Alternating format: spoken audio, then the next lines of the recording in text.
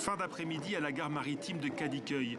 Pour les dizaines de passagers qui débarquent tous les quarts d'heure en provenance de la rive européenne, le même comité d'accueil. HDP, CHP, AKP, tous les partis sont là.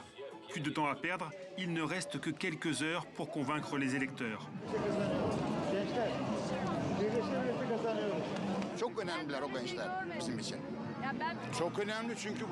La priorité pour nous, ce sont les plus jeunes. L'avenir du pays est entre leurs mains. On essaie de les faire revenir vers la politique, ils s'en étaient éloignés. On leur explique que c'est important, qu'ils doivent absolument voter. Jamais ils n'ont été aussi nombreux.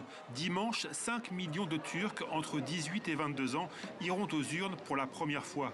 Entre le président Erdogan et l'opposant Kılıçdaroğlu, la course s'annonce serrée. Le vote des jeunes pourrait être décisif. J'ai toujours suivi les élections avec ma famille, mais maintenant je peux voter et je n'ai jamais eu autant d'espoir. J'espère que les résultats ne seront pas les mêmes que les élections précédentes et que ça va bien se passer. Comme la plupart des primo-votants, quand Hilal est née, les islamistes étaient déjà au pouvoir. Si aujourd'hui, elle peut étudier à l'université avec son voile, c'est grâce à eux. Recep Tayyip Erdogan brandit d'ailleurs la menace d'un retour en arrière si l'opposition prenait le pouvoir. Mais elle n'y croit pas. Ils ne vont pas interdire à nouveau le voile. Franchement, ma priorité, c'est que le parti au pouvoir parte. Je voudrais un autre pouvoir qui arrête de nous diviser et que ceux d'avant rendent des comptes pour tout ce qu'ils nous ont fait subir, pour tout ce qu'ils ont fait de mal.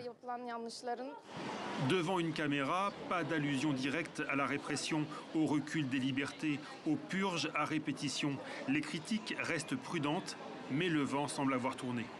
Tout ce qu'on a vu jusqu'ici, c'est que c'était de pire en pire. L'opinion des gens a beaucoup changé. Depuis qu'on est petit, c'est le même parti. Mais au fur et à mesure des années, les gens ont vu la réalité et ils peuvent distinguer ce qui est bon et ce qui est mauvais. Difficile pour Tayyip Erdogan de convaincre la jeunesse dans un pays rongé par l'inflation et la crise économique. Le président a globalement évité le sujet pendant sa campagne et préfère flatter la fibre nationaliste de la nouvelle génération.